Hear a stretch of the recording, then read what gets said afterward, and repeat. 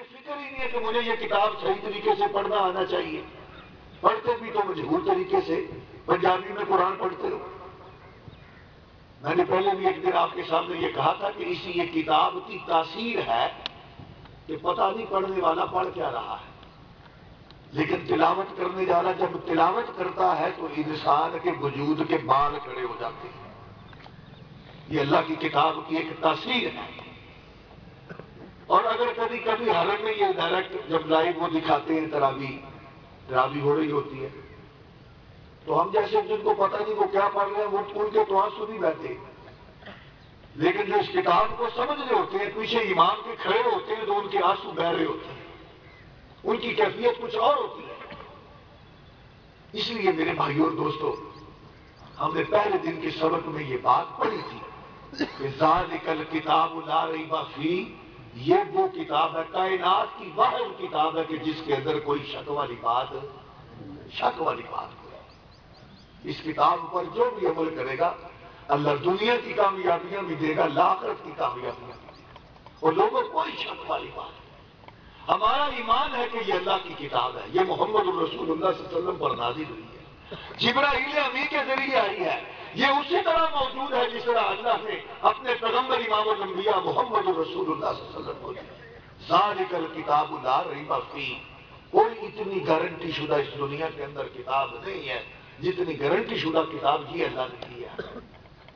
اس لیے میرے بھائیوں اور دوستوں، آئیے اس کتاب کو سمجھیے، آئیے اس کتاب کو پڑھیے، آئیے اس کتاب کے مطابق اپنی زندگی بنائیے، اس کتاب کے مطابق اپنے فیصلے کیجیے.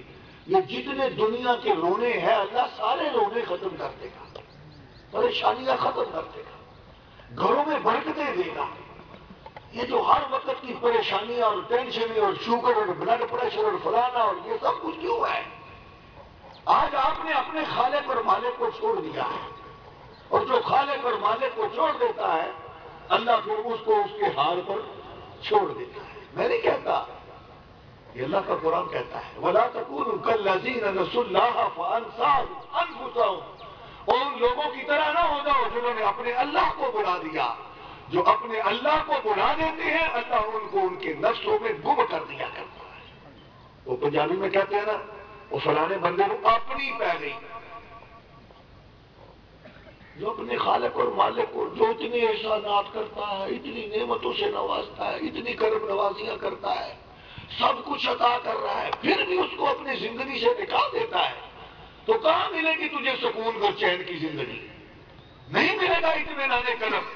اطمینان قلب تو اللہ کے ذکر میں ہے، اللہ کے قرآن میں ہے، اللہ کے قرآن کا فیصلہ ہے. الا بذکر اللہ تطمئن القلوب، اور دلوں کا چین اور سکون چاہتے ہو تو وہ تمہیں ملے گا اللہ کی کتاب میں ملے گا، اللہ کی کتاب میں. کہیں سکون اور چین نہیں ہے، نہ دولت میں، نہ مال میں، نہ دکانوں میں، نہ فیکٹریوں میں، نہ زمینوں میں، نہ دنیا کے بینک بیلنسوں میں، اور کسی چیز میں اللہ نے سکون اور چین نہیں رکھا. سکون اور چین رکھا ہے تو اپنے ذکر کے اندر اور اپنی کتابوں کے اندر رکھا ہے. اس لیے میرے بھائیوں اور دوستوں، آئیے تھوڑا سا پچھلا سبق دوہرا دوں. اس کتاب میں کوئی شک والی بات، اور دوسری بڑی بات جو پہلے سبق کی تھی وہ یہ تھی کہ منافقت کی زندگی چھوڑ دو. یہ منافقت آج کوٹ کوٹ کر بڑھی ہے مسلمانوں کے اندر. ایک جگہ پہ ایک چہرہ ہے، دوسری جگہ پہ دوسرا چہرہ ہے. اللہ کو یہ بات پسند نہیں ہے. تو رنگی اور منافقت چھوڑ دو، یک رنگ ہو جاؤ، ایک اللہ کی بندگی کرو.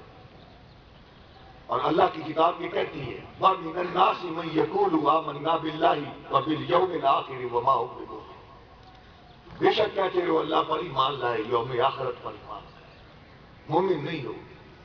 اگر منافق ہو تو مومن نہیں ہو. منافق کی 4 بڑی علامتیں بیان فرما دی. بات کرتا ہے تو جھوٹ بولتا ہے، وعدہ کرتا ہے تو پورا نہیں کرتا ہے، امانت رکھی جاتی ہے تو خیانت کرتا ہے، مسلمان بھائی سے لڑتا ہے تو گالی دیتا ہے. جاؤ دیکھو ذرا ٹٹول کر اپنے زندگی کو دیکھو، ایک نشانی بھی اگر موجود ہے تو وہ نفاق کی علامت موجود ہے. یہ بار بار ہر سبق میں کہوں گا میں. غور کرو، دیکھو ان نشانیوں میں کوئی نشانی تمہارے اندر تو موجود نہیں ہے. مجھے حیرانگی ہوتی ہے بزرگ لوگ ہوتے ہیں سفید